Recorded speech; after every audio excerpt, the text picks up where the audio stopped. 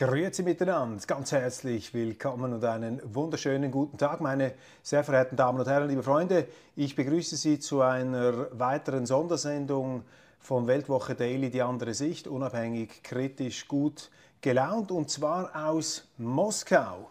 Ich befinde mich jetzt in den Räumlichkeiten in einem großen Sitzungszimmer des RIAC. Das ist der Russian International Affairs Council hier im Herzen von Moskau. Das ist ein akademischer Think Tank und ich habe die Gelegenheit, mit dem leitenden Direktor dieses Instituts zu sprechen. Es handelt sich um Dr. Ivan Timofeev. Ivan Timofeev ist promovierter Soziologe und Politologe. Er unterrichtet auch an der MGIMO. Das ist eine Moskauer Universität für internationale Angelegenheiten. Wir werden dieses Gespräch auf Englisch führen, weil mein Russisch leider nicht ganz wettbewerbsfähig ist, und wir unterhalten uns in diesem Gespräch natürlich über die ganze Situation der Außenpolitik der Ukraine, aber Herr Timofeev ist ein ausgewiesener Experte der Sanktionen, und das ist natürlich auch ein Thema, das wir ansprechen wollen. Well, Professor Timofeev, welcome to the show. Many thanks that we can be here and that we can talk with you. Yeah, let's start with the obvious question. Let's start with the sanctions, probably. Yeah, Russia is under a sanctions regime. You are boycotted by the so-called Western world. What's the impact of these sanctions to everyday life in Russia, to the Russian economy? Is the calculation of the West adding up that these sanctions are weakening Russia? What's your assessment? Well, these questions are enough to complete a dissertation or a book. All of them are quite fundamental. Let me try to provide you with compressed answers. Well, the first is about the Western coalition and the boycott. I would agree here that yes, the coalition is quite big. It's about 50 countries. Most of them are the so-called Western countries.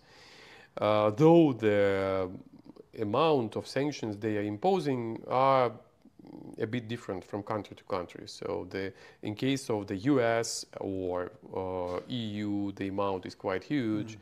In case of such countries as Singapore, they are quite modest. But anyway, so it's about 50 countries. And you mentioned that the term boycott. I would rather use the term sanctions because in legal terms, in terms of the legislation of the initiator states, these are the so-called unilateral restrictive measures, and the sanctions is... And how much are they really damaging the Russian economy? How much are they hitting you? Good question. It all depends on how you look at the situation. If you look at it from the viewpoint of everyday life, of an average consumer, I would say that the effects are almost of non-existence, right? So you cannot observe sanctions in the shop, for instance. Yeah, it's interesting. When I walk through Moscow, even the last year, you don't notice it. You see all the products are there, even the international products. Yes, you can buy a Porsche, you can buy a Swiss watch. How is this possible? Well, you see that many everyday goods are substituted by local producers or by the suppliers from the friendly countries, from China. If you look at the street, you will see a great amount of Chinese cars, which are good. I mean, they are not worse than the Western ones. And there is a new culture here of the use of Chinese cars. My son, for instance, who is 15, he knows all the brands, right? Which I don't know. So I'm an old school guy, so I know the Western ones. But he knows much better than you ones, the Chinese. But you see also, I was just making a little tour before our interview, I made also a transmission for our viewers in Switzerland and Germany, and I saw in all the shops, you even saw all these prestigious luxury goods from the West. How do they end up here? They come here from, you know, I don't know, from China or through Middle East? Well, I don't know. Formally speaking, the supplies of luxury goods from EU or the US are prohibited by their legislation. We may guess, we may assume that this is about reselling via the third countries, or this is something which is produced for the local markets in the third countries, etc. So actually, we simply don't know how these goods are emerging in the country. But you know, the luxury goods are not critical for the economy. They are critical for a narrow group of countries. So actually, I don't care about, personally, I don't care about luxury goods. Sure. What I'm care, but I do care about everyday goods. I do care about food. I do care about medicine. I do care about industrial goods, by the way, high technologies, etc. So in all of these domains, on the one hand, Russia now is more relying on itself, on alternative supplies like China, and of course, we may also assume that some goods are imported via third countries or third jurisdictions. But you would say that there is no lack of essential products or goods in Russia. So where is the negative effect of the sanction? Is there a negative effect after all? I would say that we should be blunt and honest, and we should not dismiss the negative effect of sanctions. All sanctions, regardless against Russia, against Iran, against China, they are distorting the normal market relations. In doing this, sanctions may not preclude the emergence of some goods in Russia, but they raise outlays. They raise outlays, right? They raise, excuse me, outlays, the okay. expenditures. Okay. The expenditures. So the goods are simply becoming high. The prices are getting higher. Okay. So if we get back to the luxury goods, which you mentioned, well, I don't consume them, but I assume that now the prices are much higher. Right, so those who want to consume, to buy them, have to pay more. But for the normal Russian, let's say, you know, not with a high salary, the normal family, how do they feel in their everyday life the sanctions from the West? It all depends on the region. It all depends on the occupation. Well, there are many other factors. It's not just sanctions, right? Because there are spheres which benefited from sanctions. There are spheres which have suffered, right? So those branches of economy which used to be connected to the global supply chains, of course, they had to get over painful transitions, and some of these businesses closed, mostly those associated with foreign companies, with Western companies. Some of them abandoned the Russian market. So here we had some job losses, etc. But those who are belonging to national production, especially in critical spheres, for instance, civil aviation, right? Now the supply to Russia of civil jets is prohibited. So it's a high time for our own industry. Again, it has to do a lot for technological modernization, but they have a demand. Are the sanctions for the internal market like a booster? Because the whole industry has to produce stuff that was imported before. I see it, for example, if you drive into the city, there is a lot of construction work going on. You think that there must be a huge boom in the construction business. It's a buster, definitely. It's a buster in many spheres. The problem is that in some spheres we lack competences, and the outlays, the expenditures are higher. But the good thing is that now those money which previously had flown to the West, to the Western companies, they are now flowing to the Russian ones. They are getting funds for modernization. They are if they have funds, they can afford themselves the reduction of outlays, the reduction of prices. So at the end, the effect on economy is from this import substitution is rather positive. On other occasions, when we lack competences, when we cannot substitute at once overnight, yes, there is a possibility. Which is would say the sector that is most hurt by the sanctions? Well, good questions. I would say that everything related to high tech, dependent on Western technologies like microelectronics, Microchips.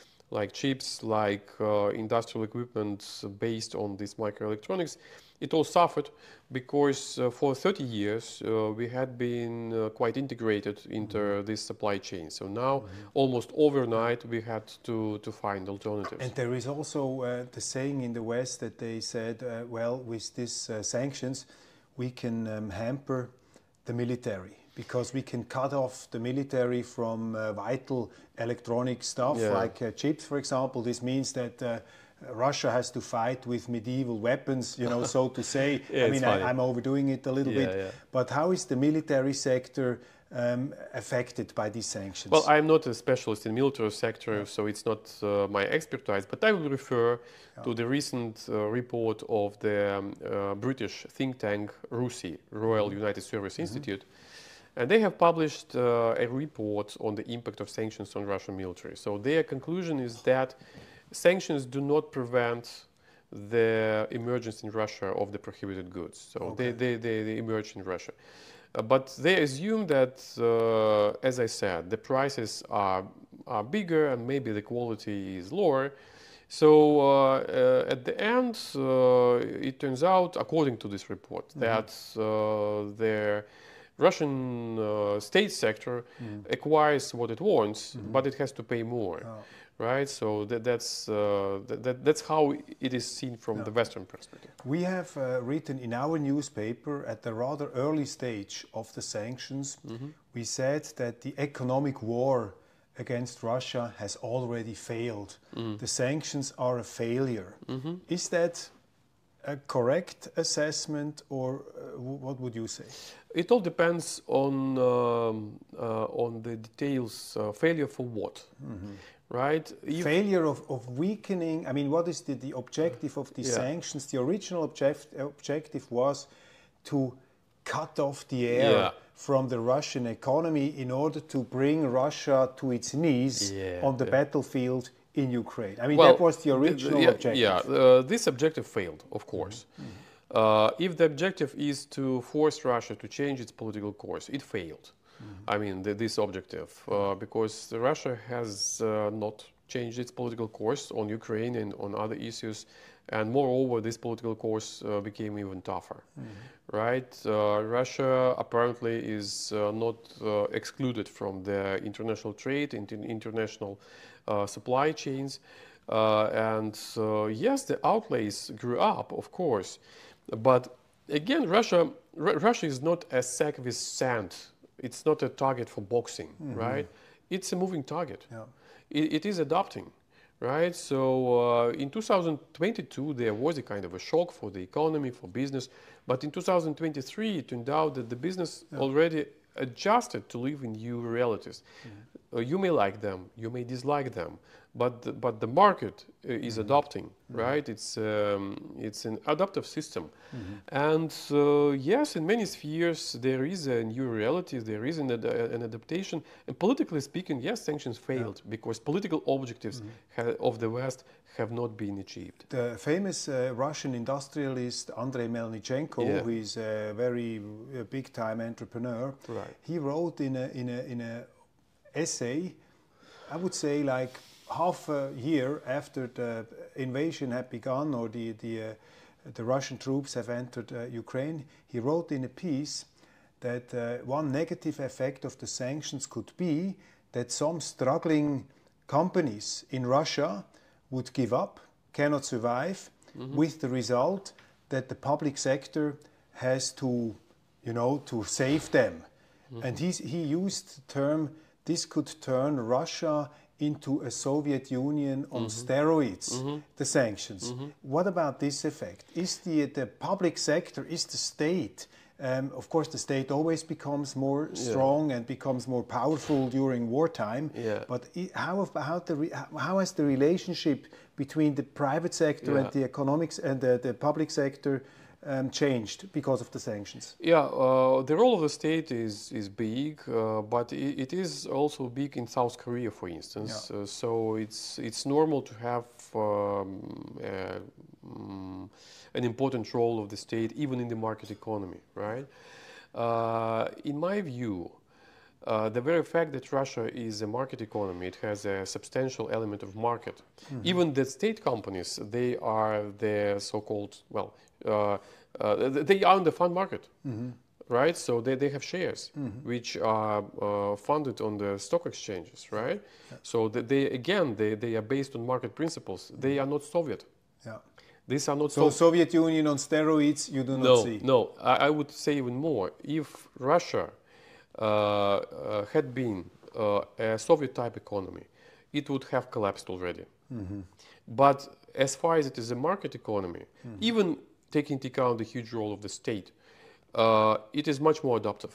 Because if you are a businessman, you have an alternative, either to find new markets, new suppliers, new supply chains, or just to die as a business. And they are choosing the first one, right? So in a sense, the economy, and it was a surprise for myself, the economy was stronger than you expected. Than I had expected. Yes, that had been a surprise. I mean, there is a famous saying, even in Switzerland, but in Germany, it says, "Hard times make you more innovative." Yeah. Do you think that Russia has become stronger economically due to the sanctions? That you had to pull yourself together, you had to pull yourself up, you probably had to adapt yourself. Has Russia become stronger even economically? I would say that these 2 years show that Russia is much more resilient than it had been expected. Yeah. Much more resilient. We'll see how it goes. Yeah. We'll see what kind of black swans we have on the horizon. But these recent 2 years shows that the resilience is greater than it had been expected, definitely.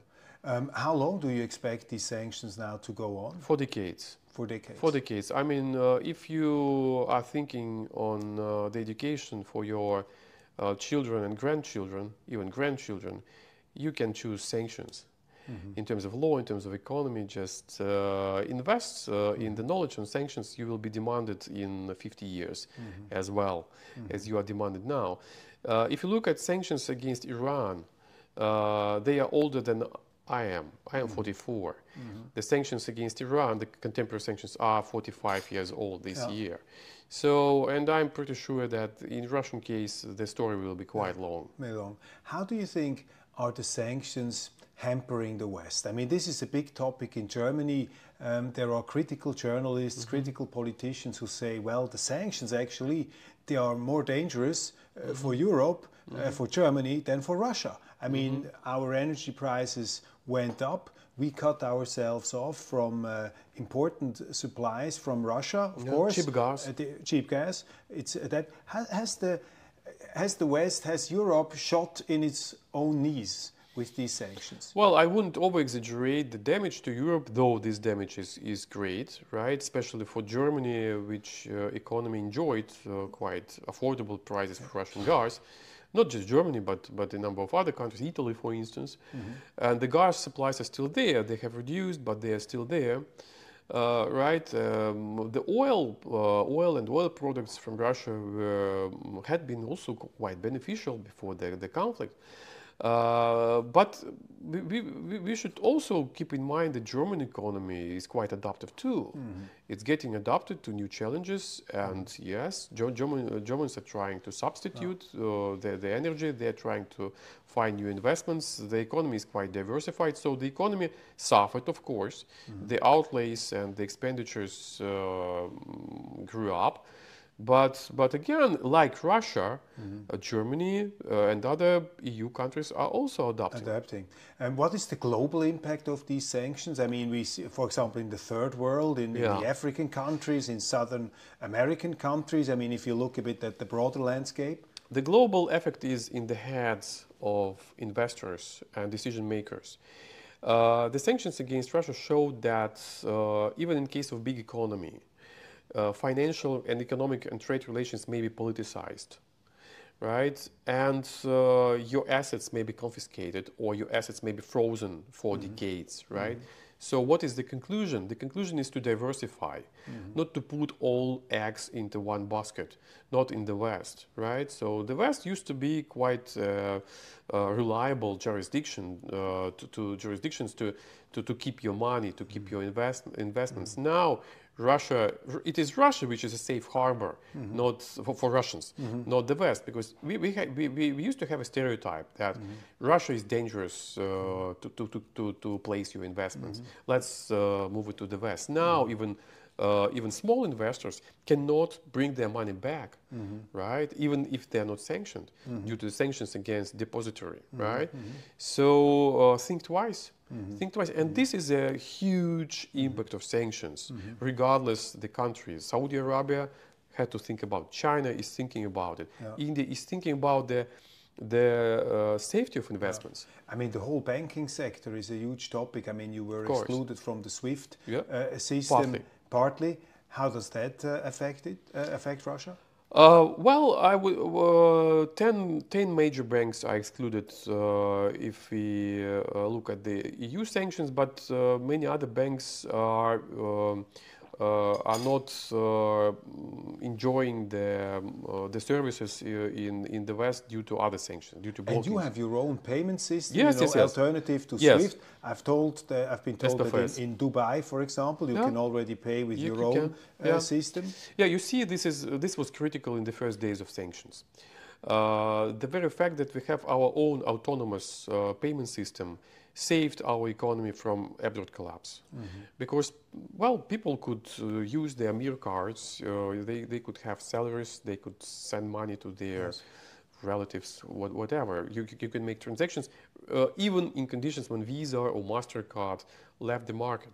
And it was critical in the first weeks just to not to let the economy catastrophically collapse. So as for the foreign transactions, we have the so-called SPFS system.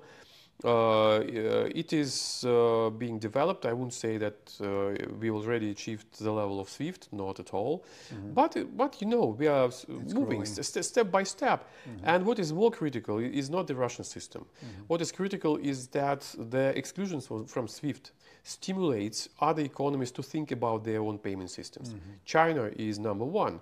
They have because they say we don't want to be blackmailed by the West. Yes, they are making their own. Chinese economy is much bigger. Chinese financial sector is much bigger. So what is dangerous for the Western dominance is not the Russian not the Russian payment system, but the Chinese one and the ones from other emerging markets.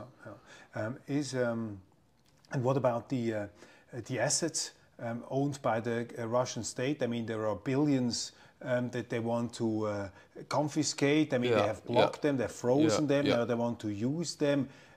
Russia says they are stealing this. What is your assessment of that? What would happen if all these assets would just be stolen by the West? What would be the impact of that? Also, probably in Russian politics, what would that provoke? What kind of counter-reaction, probably? Well, I would say that in the short run, the West may benefit from these resources. These resources may be confiscated. They may be, or the percentage, the interest rates from these resources, they may be directed to Ukraine. But in the long term, in the long run, this is a disaster for the Western system because it undermines trust. Trust to the West as a safe harbor. And well, trust is something intangible. And the fundamental law of property. Yes. And I would say that not all G7 countries are in a hurry with this. Americans just adopted this new legislation which allows the authorities to confiscate the assets, but they are not in a hurry to use this. Canada has this legislation, but there are a few cases of the implementation. EU is very cautious about, well, they have a mechanism to confiscate the interests, right? The percentage from this, the benefits from these assets, but not the assets as such. Switzerland was very precise to saying that we will not implement this. Japan is not going to implement this, right? Saying that we are not going to subject our economies to this distrust in the long run. But I think it's a shame anyway, because if I look at, for example, Russian citizens who have lived in Switzerland for many years, they had their permit to stay, they paid their taxes, they never violated a Swiss law. Take an Andrei Melnichenko, and all of a sudden he's prohibited from re-enter the country. They somehow block his accounts. He has no right to appeal because it's sanctions. They say, well, it's not a court decision. It's just a sanction, a preliminary measure. You cannot protest against it.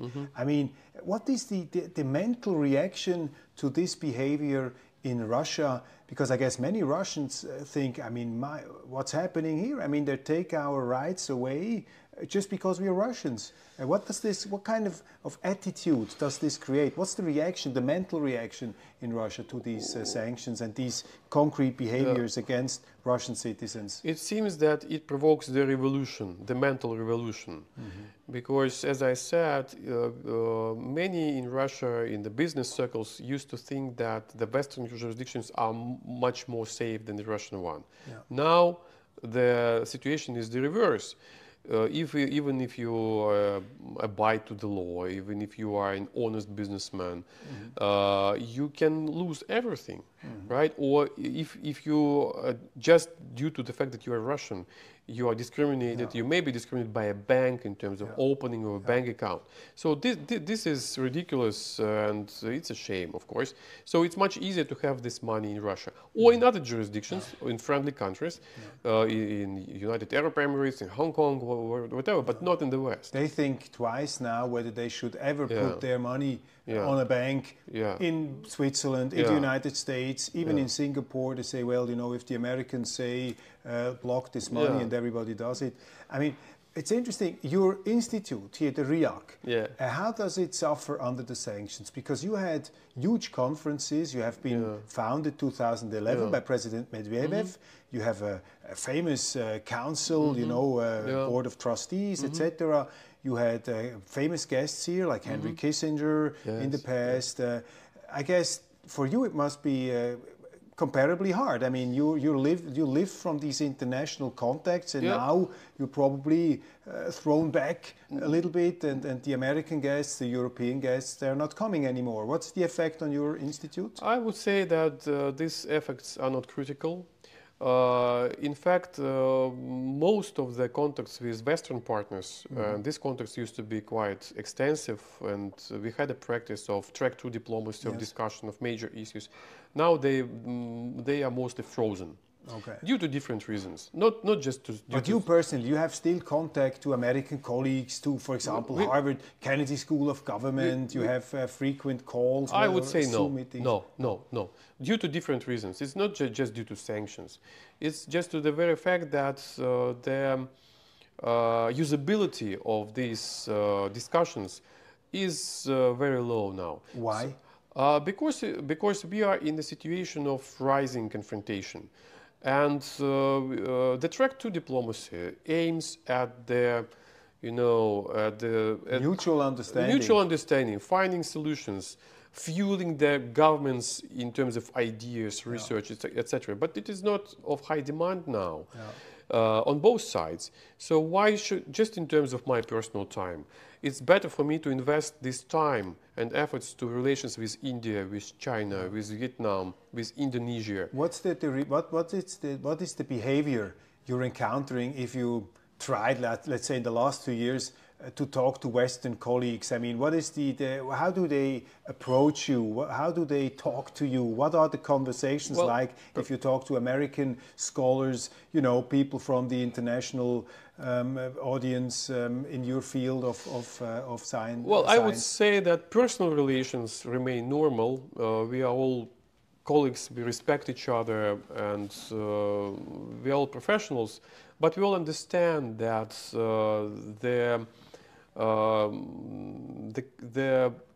paradigm of our work, which we used to have before the crisis of 2022, doesn't work now, and we don't have new paradigm. So my impression is, if you talk in Switzerland about Russia, even to some of our professors at university, they are very careful what they say, because you know that the tension is so high, I cannot speak openly, and the general discussion is totally, you could say, black and white.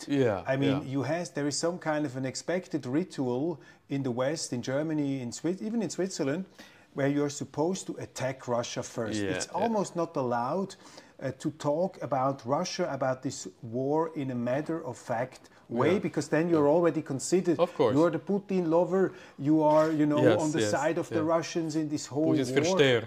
Right, you are the understander. It's forbidden to understand.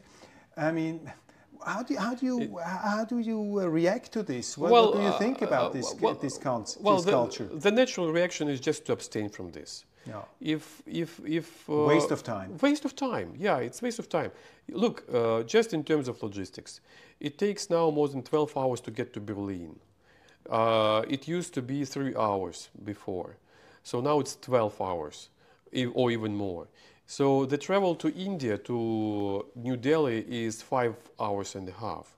So India is closer, even in geographical terms, logistic terms, than Berlin. Or China is 8 hours, Beijing is 8 hours. It's closer than Berlin now. And no one would shame you.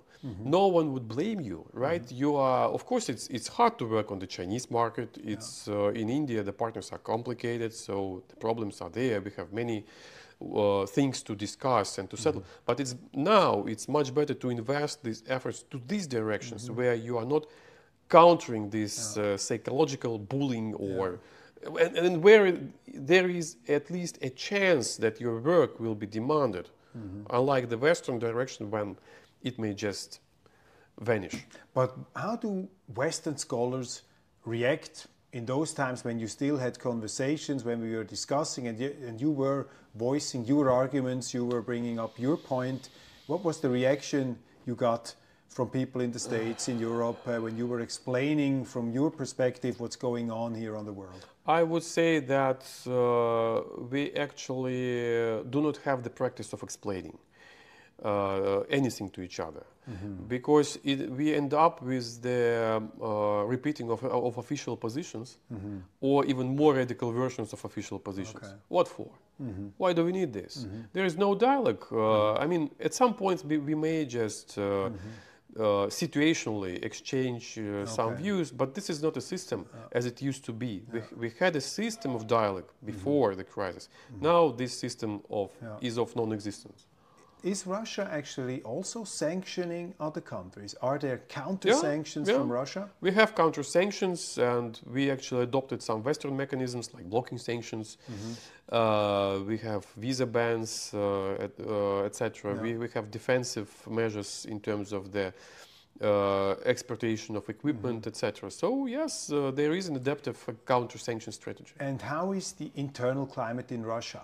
I mean, if you read publications such as The Economist, the highly prestigious publications in the West, they're showing this picture that Russia is, since many years, but now drastically turning into a almost totalitarian dictatorship, and under the pressure of the war and the sanctions, Putin has pulled the screws, and you know, he puts everybody into prison who voices an opposition opinion. What is your view? What do you think about these articles? I'm sure you know them. Well, on the one hand, of course, the discourse is, the overall political discourse is now more constrained due to this extremal situation. But what we can see in the West is also kind of an informal censorship, as you mentioned, right? So we see this. I mean, the Russian stations like RT and Sputnik, they're prohibited. They are prohibited. They're prohibited. Not in Switzerland. But I saw, sadly, that even Russia now began in kind of cutting off certain publications. So it's a mutual process. It's a mutual process. sadly. So you're repeating the mistakes of the West. Yeah, well, in a sense, we are repeating the mistakes of each other. We are mirroring our mistakes, right? So, and again, I do not think that this is the way out. But on the other hand, there is, the Russian political system should be understood in terms of the Russian political system. It's different, definitely. It can hardly be explained just in terms of black and white, just in terms of autocracy versus democracy. It won't work. So Russia is not Switzerland. Russia would never be a parliamentary republic like Switzerland, because direct democracy even. Yeah, in Switzerland there is a huge tradition. I mean, centuries, centuries of this bottom policy, grassroots activity. In Russia, we had centuries of more centralized policy due to the external challenges, etc. So we should take it as it is, with its strengths and weaknesses. But is Russia, you would say, how would you describe the government form of Russia? What is it? Is it? Definitely, it's a strong presidential republic. Yeah. The role of the presidential leadership is huge. However, it's not total.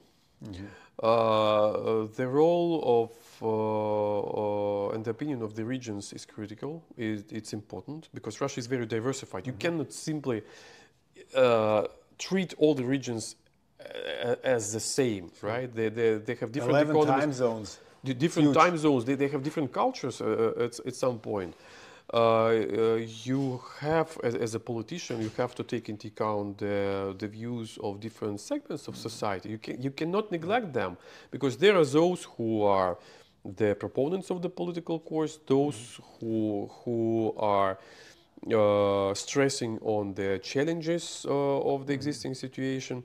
And you cannot neglect all of these people. Is it similar to the French system? They have a strong president, or the Turkish system, or how would you compare it? French, well, we have similarities with French system. France has a tradition of centralism. It's quite centralized country, though the role of municipal level is bigger than in Russia. But this tradition of centralism is definitely something which is I would say close to Russia. It differs from Turkish system. Now Turkey is now famous for its for the role of Mr. Erdogan as a political leader, and in a sense the role of Russian president is also quite huge. So. The name of the Russian leader is a brand already. Same is in Turkey. But again, the political cultures are different. The political history is different. These trajectories are different as well. So I wouldn't compare. It's simply hard to compare Russia with anything. Russia is not China, definitely. But would you say that this is the most democratic system you have in the history of Russia? You see, the problem is that I'm overeducated to answer the questions. I go through quite extensive democracy studies. I mean, even in Yeltsin times, which is considered to be this model democracy, I mean, Yeltsin was ruling rather autocratically. I mean, there were huge fights against the Duma. He even let tanks on the square. He mobilized the troops against his parliament. Yeah, of course. When Bill Clinton was still in the White House. You see that formally, the level of, for instance, public debate was more competitive. It seemed to be more competitive. But on the other hand, the state consistency was much less, right? The manageability of the country was much less, right? So democracy is not the only variable. It's an important variable, it's critical. And if you look at the Russian constitution, it implies democratic institutions. But at the same time, you have political reality. You need to be consistent as a state, right? You have to choose to find a balance between decision-making and real political problems. And it has been, it is a problem for every state. But the majority of the people, if you would ask here in Moscow and in other parts of the country, they would say, we think it's a good system, we're standing behind our president, it's basically it's well grounded in the interests of the people. You see, again, the situation is much more complicated. The public support of the president is overwhelming and it's huge. But this does mean that people, for instance, have no questions on the quality of local institutions, on the, I don't know, on everyday problems, on the quality of roads, or the level of salaries. It's a matter of huge debate. I mean, I understand it this way. I mean, to say there is a discontent regarding on certain specific fields, but the overall legitimacy of the system and of the president is high. Yeah. And is it higher after the troops went into Ukraine now than it was, for example, in February 22? Is the legitimacy higher, or is it more or less the same? Good question. I would say that the support of the president and of the president became stronger. My final question for this segment, I would love to talk to you about the whole situation in Ukraine also, but I think we close down this sanctions segment now with one final question. What is probably the overall impact on the Russian mentality? This new confrontation with the West, this new kind of Cold War style separation of the world. What would you say is the psychological, the mental impact on the collective psyche of Russia? Well, it all depends on the segment of society you are dealing with.